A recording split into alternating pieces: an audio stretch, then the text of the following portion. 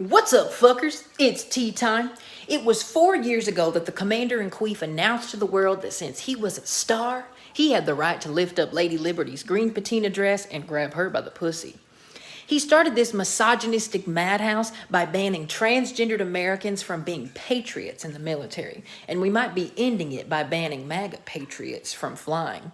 Sounds like you Proud Boys won't be collecting $200 and pass and go, but you might be going to jail in this gut-wrenching game of Conopoly. These domestic terrorists are learning that actions have consequences and that their MAGA Jesus won't be saving them from their sins. I'm now worried it won't be global warming that causes a rise in sea levels, but Trumpublican tears instead, especially after the super spreader of fake news Parler was dropped by every vendor this week. It's almost as if karma woke up from a 4-year hibernation. She took her sweet ass time getting here, but better late than never, I guess, because America has been rotting from the inside out. I can tell by all the maggots. So, we already know the Red Hats stormed the nation's capital to stop the electoral votes from being certified. And they failed. But do we all know that these women-hating monsters failed because of women? Congress was in the middle of counting states' electoral votes when the evacuation started. Female Senate aides grabbed and carried out the fate of the United States while barricades were being broken by rioters and opened by police. Multiple copies of the electoral votes exist, but without these boxes, the certification wouldn't have been done as quickly as it was. It was their quick thinking and courage that actually stopped the steal. These women are superheroes. They're like the X-Men, Wolverines, if you will. Their actions remind me of another courageous woman, Dolly Madison.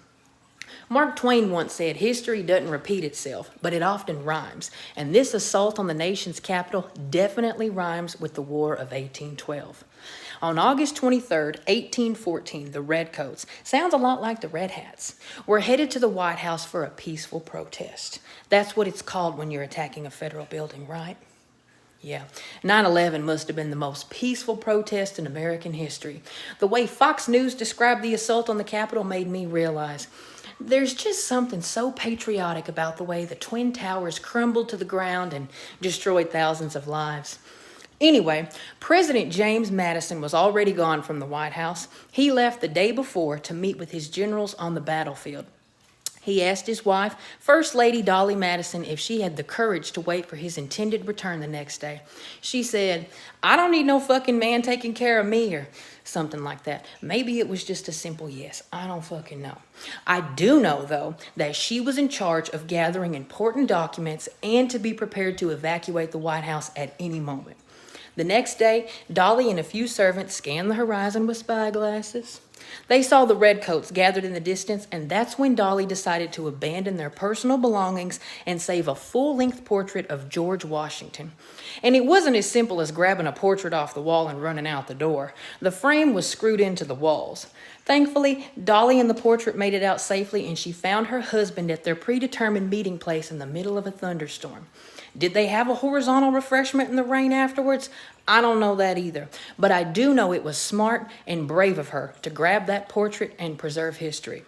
Preserving our country's history and the integrity of a fair and legal election is patriotism. Breaking into a federal building with the intent of taking hostages and stealing electoral votes is terrorism. You see, breaking glass windows on Capitol Hill is a no-no. We only break glass ceilings. These Trumpublicans drank so much Kool-Aid, they became the Kool-Aid man. They were practically busting through the walls of the Capitol like, "Oh, yeah." But now the FBI is coming for them, and it's like, oh, no.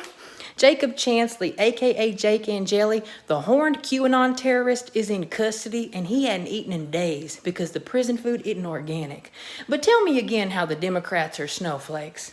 Turns out Jacob is getting his organic food after all. I guess we do negotiate with terrorists, as long as they're white. But patriots don't go to jail. Terrorists do. You're Hatetriots. You maggots got conned by a con man. You were the sheep all along. That's what happens when MAGA Jesus is your shepherd and not Jesus Christ himself. You put Washington, D.C.'s Charles Manson in charge of our country, and you were ready to kill for him. You worshiped this pussy-grabbing misogynist for years, and in the end, it was women that grabbed back. Women in Georgia took back the Senate and the White House from the GOP. Women saved the electoral votes, and a woman will be the first female vice president of the United States this month. Maybe one day Kamala will be president, signing executive orders in the ovarian office. We've been shown time and time again that balls and brains may both start with B, but they don't actually have anything to do with each other. So whether you have a whisker biscuit or a trouser snake, remember, it's not what's between your legs that matters, it's what's between your ears. You want to be a patriot? Put your country before your party. Put democracy before your desires. And for the love of God, don't let an orange fuckweasel con you into committing domestic terrorism for his lust to become an evil authoritarian. But for those of you that did, thanks for coming out and exposing yourselves. I want everybody to have a great fucking day unless you think women are less than men.